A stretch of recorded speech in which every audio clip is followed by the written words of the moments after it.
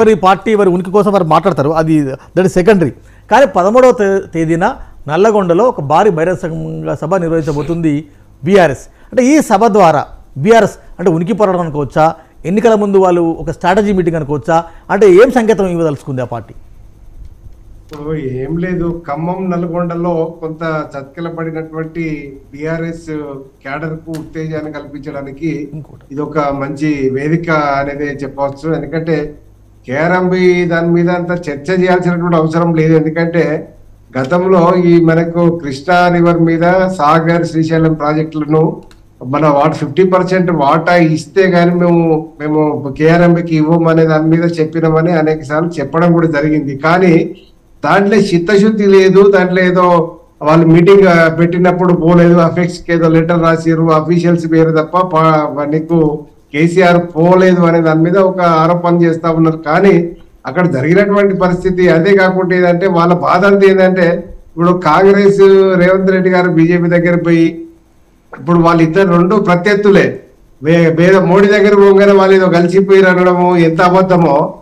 YS Jaganmohan Reddy KCR ఇంటికి వచ్చి భోజనం చేసి మాట్లాడుకోవడం కూడా అంతే అబద్ధం. ఎందుకంటే దాని మీద తప్పుపడాల్సిన అవసరం లేదు. ఒక సయోధ్య కొరకు ఇప్పుడు ఒక మంచి అంటే కలిసిపోవాలనే ఆలోచనతో ఒక ప్రయత్నం చేసిరంటే దాని మీద మనం చూస్తా ఉన్నాం. అయితే కాకపోతే ఏంటంటే ఆ టైంలో ఇప్పుడు భోజనం చేసిపోయిన తర్వాత ఇప్పుడు కృష్ణా రివర్ మీద ప్రాజెక్టులు నిర్మిస్తే కేసీఆర్ అడ్డుకోలేదు అనే దాని మీద కొంత విమర్శ వస్తా ఉన్నది. కానీ ఏదేమైనప్పటికీ కూడా నీళ్ల పంపకాలు తేల్చక కొంత అంటే డిలే చేయడం వల్ల ఏదైనా బీజేపీ డిలే చేయడం వల్ల ఈ పంచాయతీ కొంత మనకు ముదిరిందని చెప్పుకోవచ్చు. అయితే దాన్ని ఇప్పుడు ఇదే సమయంలో బీఆర్ఎస్ కు ఇప్పుడు ఎందుకంటే కేసీఆర్ కు అది ఇప్పుడు ఒక రకంగా చెప్పాలంటే జీవస్మరణ సమస్య అయిపోయింది. ఎందుకంటే ఈ రోజు మా సోదరి చెప్పినట్టు పార్లమెంట్ ఎన్నికల్లో గౌరవప్రదమైన స్థానాలు కనుక రాకపోతే బీఆర్ఎస్ కు బీఆర్ఎస్ కు వచ్చే ప్రమాదాన్ని అసలు మనం ఊహించడానికే వీల్లేదు. ఎందుకంటే ఆ పరిస్థితి కాబట్టి కేసీఆర్ గారు రంగంలోకి దిగిరు. ఈ నీళ్ళు ఇప్పుడు మొదటి నుంచి కూడా నీళ్లు నిధులు నియామకాలు అనే దాని మీద పోరాటం చేసినట్టే ఇప్పుడు కూడా ఈ పంపకాలపై ఈ వాటర్లపై కొంత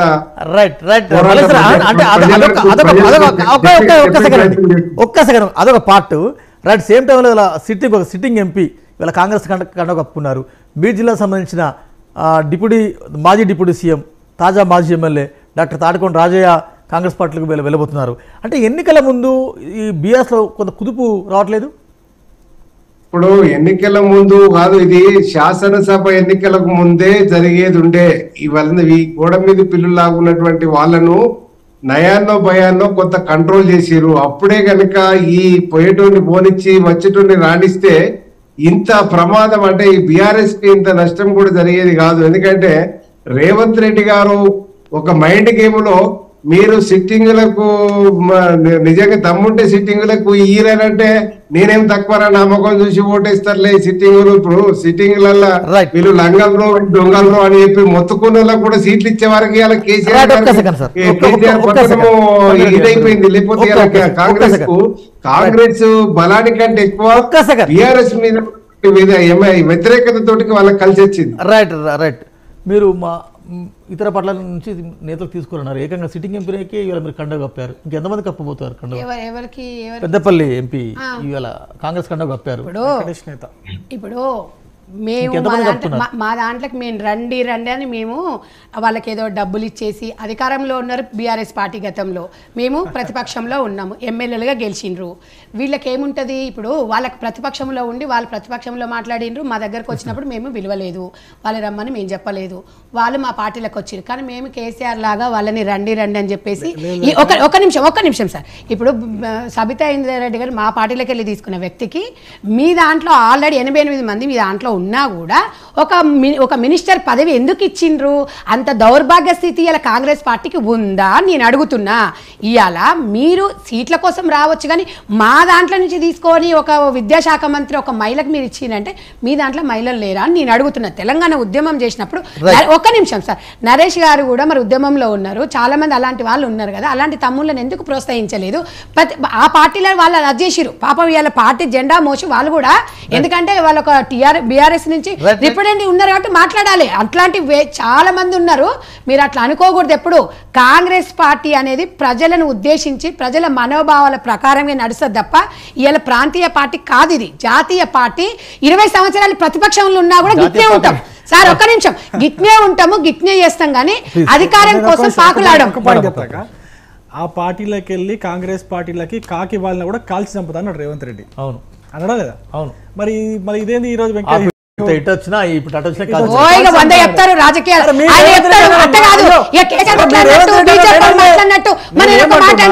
ఇప్పుడు అన్న ఒక్క నిమిషం, పిట్ట కాలుస్తుందా చెప్తా, అది అట్లా కాదు.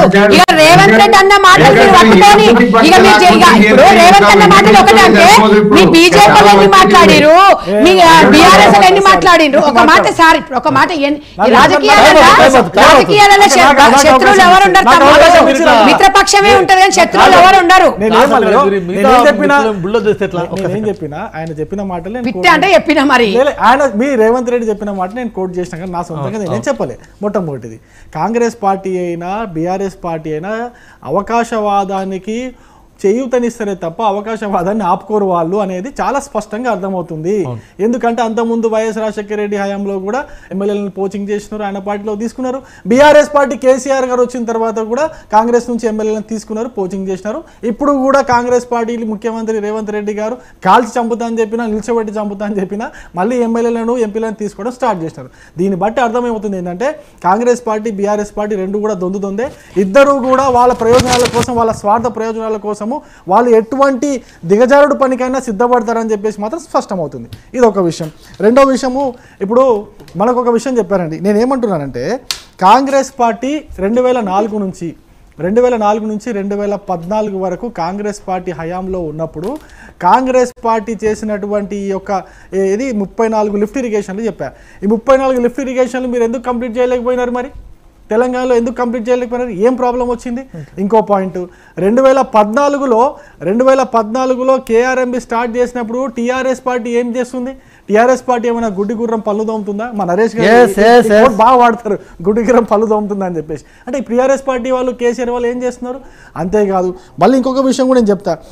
బచావో ట్రిబ్యునల్ యొక్క వాళ్ళ యొక్క దాన్ని ఏమంటారు జడ్జిమెంట్ పెండింగ్లో ఉన్నప్పుడు మరి కాంగ్రెస్ పార్టీ ఏం చేసిందండి? అప్పుడు బచావో ట్రిబ్యునల్ ఎప్పుడైతే ఏర్పడిందో ఆ బచావో ట్రిబ్యునల్ ప్రకారము ఈ 1400 కిలోమీటర్లు అయితే కృష్ణానది పారుతుందో కర్ణాటకకి దాదాపు 50% వాటా ఇచ్చినారు.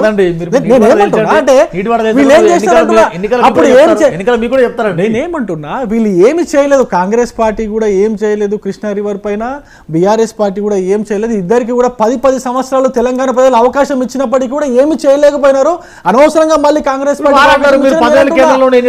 అవకాశం ఇస్తే మేము చేస్తాం, 100% చేస్తామండి. సరే, నేనేమంటున్నా ఒకవేళ మహారాష్ట్ర కానీ కర్ణాటక కానీ వాళ్ళకు వచ్చినటువంటి 75% వాటాలో వాళ్ళని కన్విన్స్ చేయాలంటే ఎవరితో సాధ్యమవుతుంది? బీజేపీతోనే సాధ్యమవుతుంది. జల వివాదాలను కేంద్రం పరిష్కరించలేకపోతుంది.